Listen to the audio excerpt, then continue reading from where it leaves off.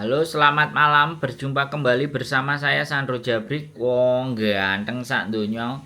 Mohon untuk tidak menyebutkan nama dan identitas dalam percakapan ini karena percakapan ini saya naikkan dalam konten YouTube. Gimana, Mbak?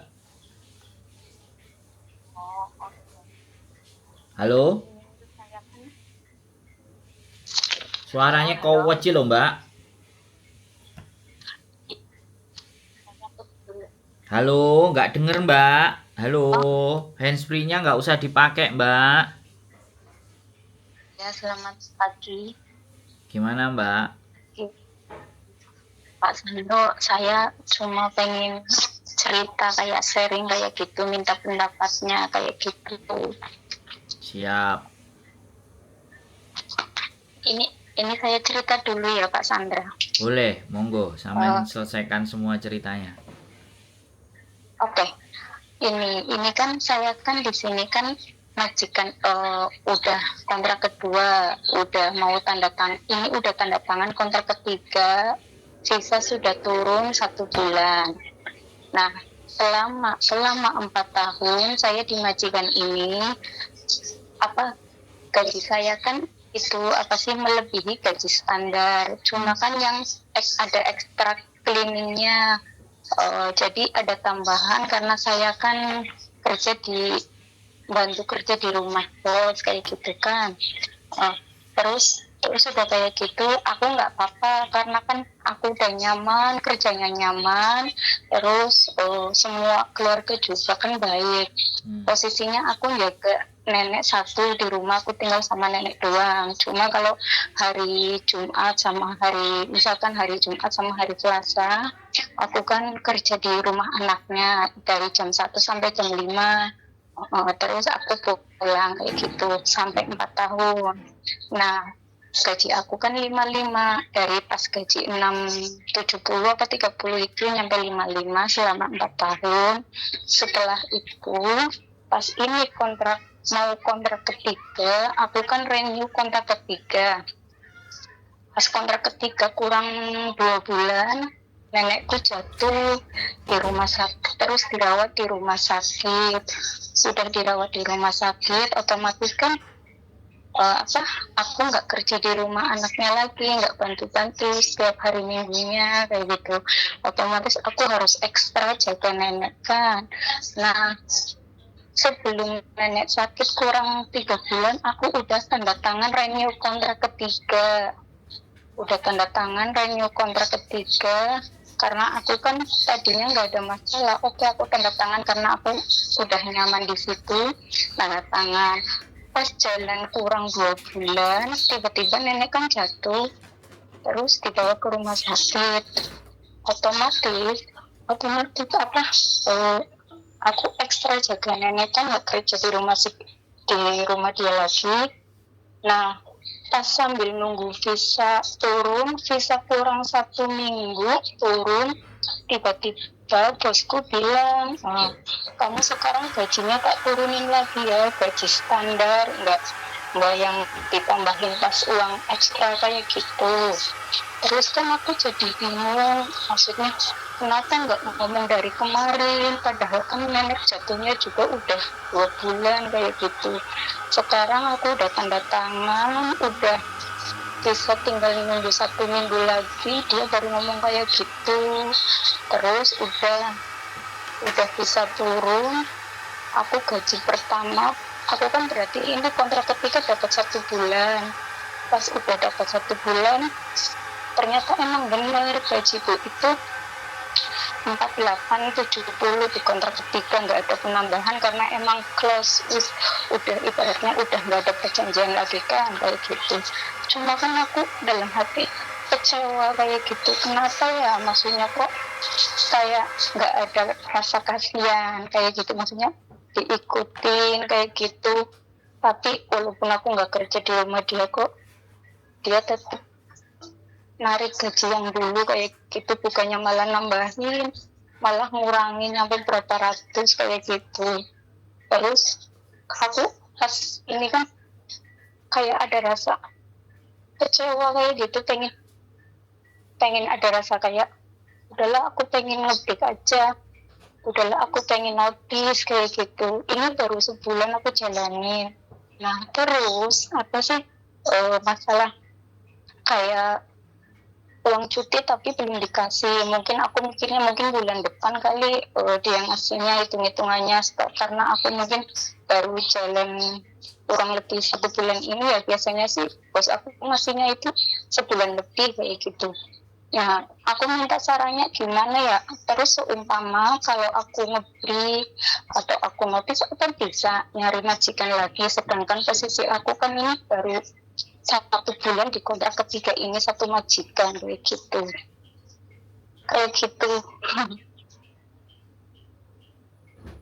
Terus Ya aku minta sarannya, kayaknya aku ini sifatnya maunya aku baik enggak ya kalau aku secara mendadak baru dapat 1 bulan kayak gini terus aku mau mau notice atau mau break kayak gitu, makanya dapat seumpama nyari majikan masih bisa dapat apa enggak ya? sudah apa belum? Apa masih mau cerita lagi? Ya sementara sudah dulu, nanti gampang nambahin lagi. Oke ya Mbak. Ya namanya orang hidup itu pasti nggak mau adanya kehilangan, itu nggak mau. Yang ada nambah.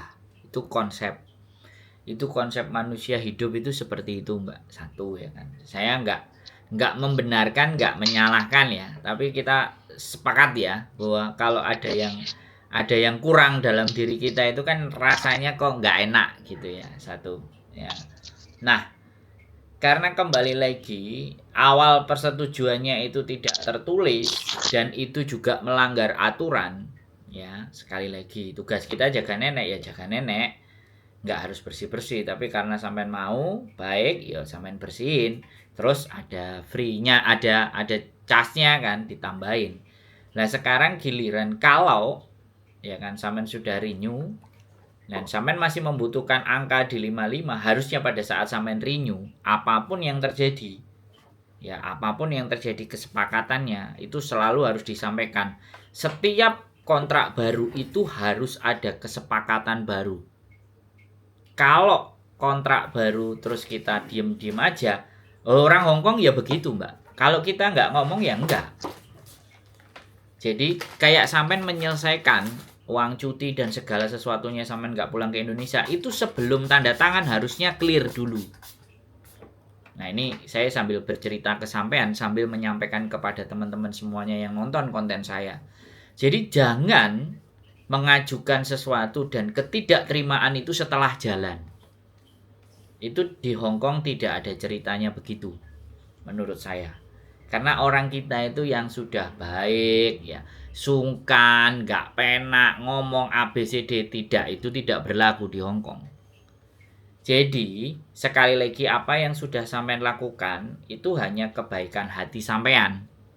Sampean menjadi manusia yang terlalu baik, terlalu mengabdi dengan hati. Tidak ada seperti itu di Hongkong. Di Hongkong dia butuh tenaga kita, dia butuh kerja kita kerja. Kita butuh duit.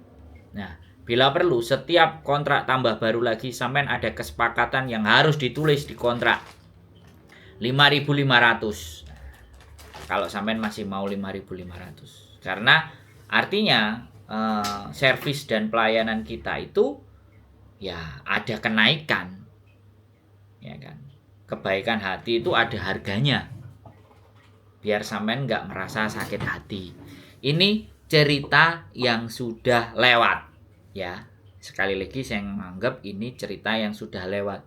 Barangkali suatu saat nanti ke depan sampean kerja dengan majikan lagi, apa yang saya sampaikan ini sampean gunakan sebagai acuan, boleh kalau sampean merasa itu benar. Nah sekarang persoalannya sampean sudah sebulan 2 bulan, hati dongkol, hati gak enak, hati nyesek, dari 55 jadi 48. Kalau sampean sudah nggak seret dan sampean sudah merasa bahwa nggak mau lagi di situ, ya sesederhana Mbak, sampean tinggal cari majikan, break kontrak, pulang, wis. Majikan baru cocok ya jalani lagi, awal yang baru lagi. Nggak usah pusing-pusing. Kalau tanyaannya masih dapat majikan nggak? Lah pertanyaan saya, umurnya sampean sekarang berapa? Halo? Ini harus sampean jawab, Mbak. Umurnya sampean berapa, Mbak? Halo, ya halo. Umurnya sampean Iya, saya berapa? dengerin. Saya ini umurnya berarti mau jalan 41. Ngalah, masih banyak yang mau. Di tempatku itu ada 6 sampai 7 majikan. Nah, kalau sampean mau, wis. Oh. Tapi Iya. ini boleh ngomong lagi nggak, Oh, Pak? silakan. Sekarang ganti. Oh, oke.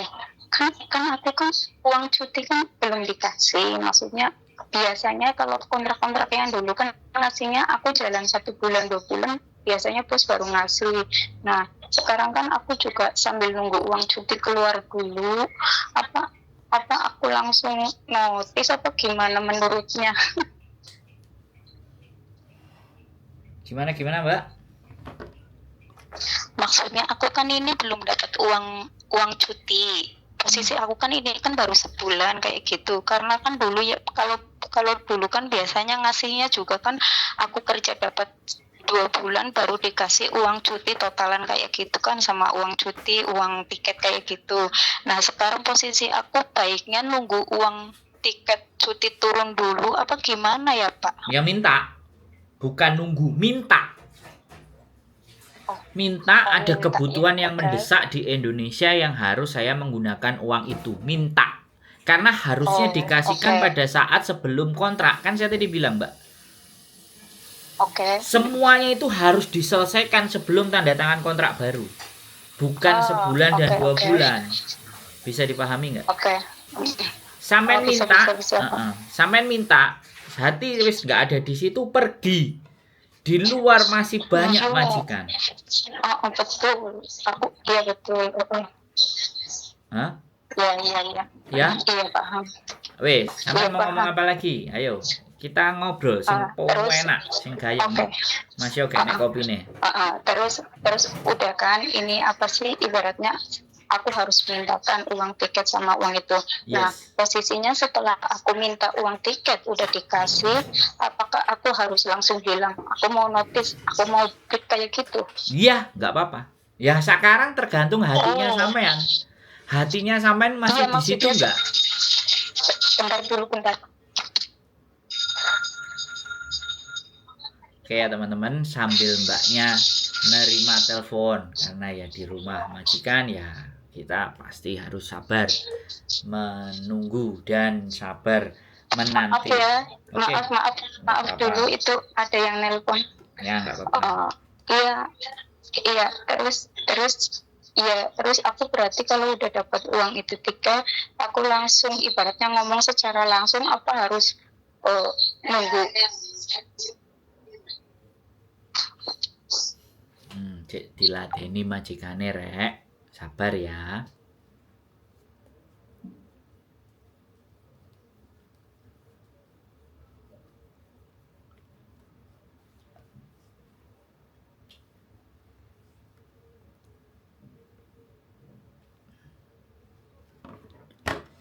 Halo, ternyata dimatiin sama mbaknya. Ya sudah, nggak apa-apa. Ya begitulah.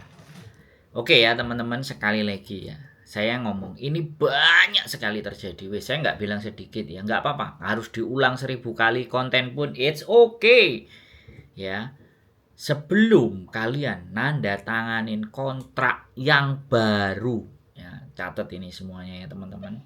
Sebelum nanda tangani kontrak yang baru, selesaikan segala bentuk urusan yang belum kelar di kontrak lama. Uang cuti, tiket cuti, apapun itu ya, apapun itu selesaikan. Dan bila perlu setiap kontrak baru, kalau kalian ngerasa ingin dapat uang lebih, kalian minta tambahan. Kalau enggak ya siap-siap ya. Kalau enggak ya siap-siap. Ya. Terus kalian siap-siap untuk pergi. Ya. Jadi nggak ada masalah buat saya, sekali lagi. Nggak ada persoalan ya. Sekali lagi, kerja kalian itu profesional ya sebatas kontrak. Kalau kalian minta uang lebih, kalian minta uang harus syarat ABCD itu kalian tulis, guys. Ya nggak apa-apa. Sekali lagi nggak apa-apa. Ya memang diomongkan di awal, cocok ya ayo deal-dealan, kalau nggak cocok ya sudah. Nah, yang menjadi masalahnya teman-teman, ya sudah enak, ya kan? Sudah enak, terus minta enak lagi gitu. Minta lebih enak lagi. Kalau majikan oke ya jalan, kalau majikan nggak oke ya aja ngresulo nek oleh majikan sing anyar terus mbel gedes kayak untut goreng itu jangan protes. Itu konsekuensi dari keputusan yang kita ambil. Itu konsekuensi, bukan merasa tidak bersyukur sekali lagi teman-teman, enggak. Tapi segala sesuatu yang mau kita ambil, langkah yang mau kita tempuh, itu kita harus berpikir kritis. Critical thinking harus dibolak-balik. Di atas bawah ben gak gosong. Ben keputusan yang kalian ambil, keputusan yang kalian buat itu sudah plus resikonya. Sudah bisa diterima, sudah bisa diprediksi, ya. Sekali lagi sudah bisa diperkirakan akan seperti apa jadinya. Yang menjadi persoalan itu ketika kalian memutuskan itu, kalian tidak benar-benar mau menerima resiko. Itu sing dadi mumet dasi. Mau milih ke Hong Kong, resikone ya harus belajar bahasa Kantonis. Mau milih ke Hong Kong ya harus ngerti potensi pekerjaan di Hong Kong itu ada apa saja. Bagaimana orang-orang model di Hong Kong, bagaimana karakter-karakter orang Hong Kong itu bagian dari resiko. Sing medit, melitit, perhitungan, senengane bengek-bengek. Nah, itu harus wajib kalian perhitungkan. Jangan cuman menerima 10 jutanya saja. Tapi kita tidak berani menerima resikonya. Ya come on guys. Nah, golek urip enak dhewe. Melok bojone ae, nek pengin urip enak dhewe, ngatur-ngatur bojone. Bojone nek gelem diatur ya jalan, gak gelem diatur ya bubar. Ya, sekali lagi buat mbaknya tadi yang nonton, silahkan ditonton lagi. Ya, sudah hati nggak cocok, sudah hati dongkol, saya harapkan keputusannya bukan didasari atas kemarahan. Ya, keputusannya didasari atas komitmen dan konsisten berikutnya kalau mau cari majikan baru. Lah, bojoku ejen yo tak kongkon. Yuk, break lu nek golek majikan. Tapi ya belum tentu dapat gaji yang lebih dari itu. Dan harapannya belum tentu dapat gaji yang balik lagi di 55. Kemarin soalnya ada Ya finish. yang kita proses, ya it's okay ya kan, maupun finish yang jenenge majikan anyar cek tas kenal ya standar no. Mainnya standar, jangan main gak standar. Ya nek main gak standar itu kalau sudah renew, boleh main gak standar. Intinya majikan baru mainnya standar. Lah majikan baru kenal gurung, kalian jaluk ngegas. Ya siap-siap ae. Ngono loh. Ini perhitungannya seperti itu, guys, ya. Hong Kong setiap ganti majikan ya konsekuensinya harus terima standar. Kalau kalian pingin digaji yang lebih, ya siap-siap kalian. Kalau sudah nuntut gaji gede sama majikan, ya jangan salah kalau majikan kok bengek-bengek gak karu-karuan ngongkoni A, ngongkoni B, ngongkoni C. Karena kita berani minta, tapi ya nggak apa-apa kalau konsen. Ada beberapa kenalan, saya kenal beberapa orang yang memang challenge. Gaji piro pengalamanku ngene-ngene 7.000 ya wis terus dijalani. 8 bulan baru telepon sama aku. Risiko gaji gede masih wis pilihan, aku nggak ngersulo. Gaji 7.000 ya, kerja 3 lantai. Masak riwa-riwi muncling wis pegel ya piye meneh 7.000 guys standar. Lah Hong Kong itu standar, gaji standar. Omah gede cilik gaji standar. Nah, ya, sekali lagi, omahnya gede sak hektar lapangan ya. Tetap gaji asisten rumah tangga itu standar secara peraturan. Lah nek kalian ero omahe gede, ya di kontrak udah dicantumkan 1 hektar ya. Pikiran, makanya di situ pentingnya ngelihat kontrak. Sing dikerjain wong berapa, kerja untuk berapa orang, lokasi luas rumahnya berapa, itu yang kalian harus pertimbangkan untuk apakah gaji standar itu worth it. Nah, itu yang harus pandai-pandai. Intinya, sekali lagi intinya, selesaikan semua tanggungan majikan sebelum tanda tangan renew kontrak baru. Wajib. Jangan ada tunda-tunda. Wajib itu diselesaikan sebelum tanda tangan. Dan kalau minta lebih sebelum tanda tangan ngomong. Sekalian. Ya, 2-3 bulan sebelum renew, pikirkan baik-baik. Kalian mau bertahan di majikan itu renew dengan minta gaji tambah, atau kalau gaji tetap standar-standar aja, saya mau cari majikan lagi, saya nggak perlu renew. Ingat ya, di dunia ini tidak ada kerja yang nyaman. Ya, di dunia ini ya tidak ada kerja yang nyaman. Namanya kerja itu selalu tanggung jawab. Dituntut tanggung jawab karena kita kerja.